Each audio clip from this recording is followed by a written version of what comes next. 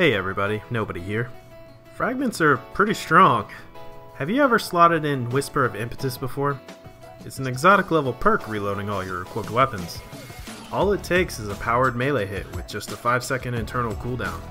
Today's goal is to break it wide open. After some testing, it became pretty obvious that Hunter is the play this time around, since we want to melee reload.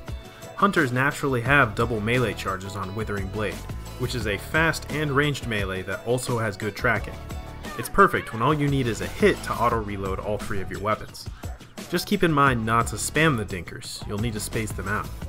It also slows enemies on hit, which matters more than you may initially think. The reason for that being that aspect-wise, Grim Harvest goes in slot 1. This makes enemies drop stasis shards when you kill them as long as they're frozen or slowed at that time.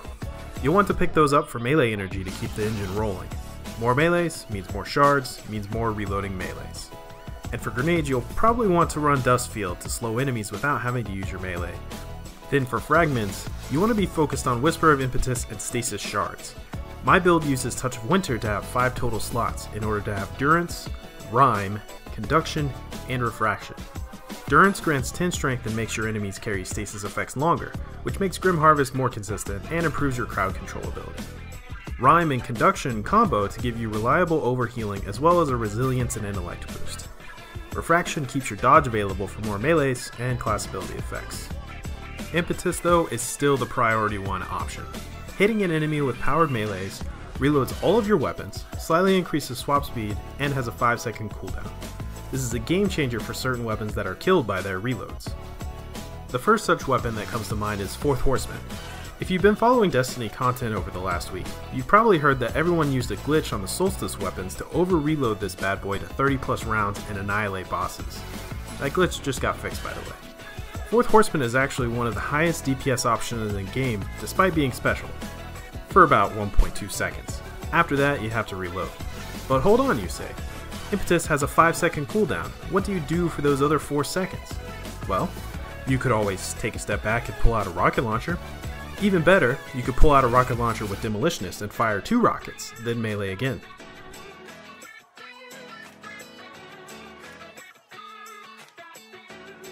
Here's a demo.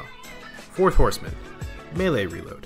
Fourth Horseman, swap, rocket, grenade reload, rocket, melee reload. Fourth Horseman. If something is still alive after that, I'm damn impressed, and you still have another rocket loaded. That's not the end of it though. Let's see how far we can go using exotic armor. Fourth Horseman is Arc. We're on Stasis. Mask of Bacchus buffs arc damage after a blink dodge. Multiple arc rocket launchers can roll Demolitionist.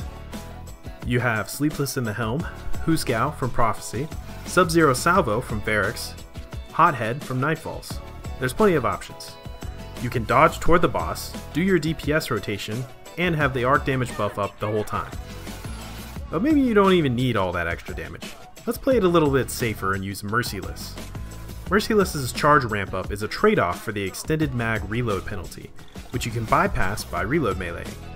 This is a great setup for total damage rather than DPS. You can even use the auto reload to proc Impetus, the secondary kill clip style perk. But the main point is that using your Withering Blade will actually keep the charge speed up. I had to kick the difficulty up to Master here to show it on this unstoppable Incendior. It kept dying even though I wasn't even stunning it.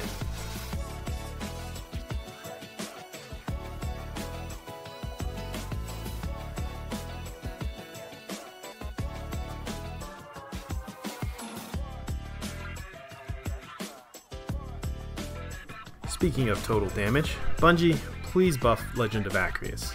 It would be a perfect fit for this setup. It bypasses the poor handling and can bypass the poor reload. As long as you have the completed catalyst, that's 12 rounds you can shoot out. But putting that aside, let's talk about defense again. If you want to go defensive with your armor exotic, Renewal Grasps work great with this build, since slowed enemies will heal you through fragments in addition to the Dustfield resistance buff.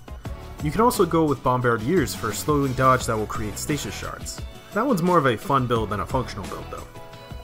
That said, this isn't really a build per se, but you can definitely make it one through combat mods. If you want to focus on the melee side, you can use a combo of elemental shards to make your shards count as wells, next to elemental light to make them charge you with light, next to heavy handed, which will let you melee all day.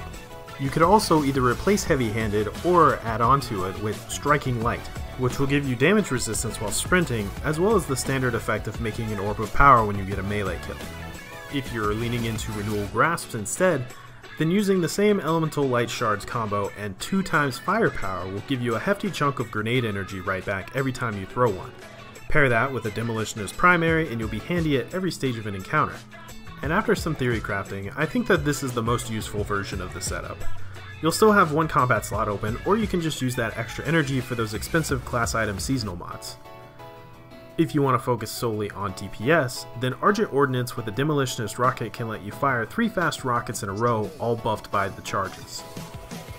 In the end, the key thing to consider is that you need to have a weapon that fits within that ruined by reloading, but only ever 5 seconds niche. It's not quite a Forsaken era auto-loading mountaintop, but it's probably the closest you'll get for a while outside of glitches. I hope you've enjoyed this little brain exercise as much as I did. May your drops be relevant and your builds fun. See you around.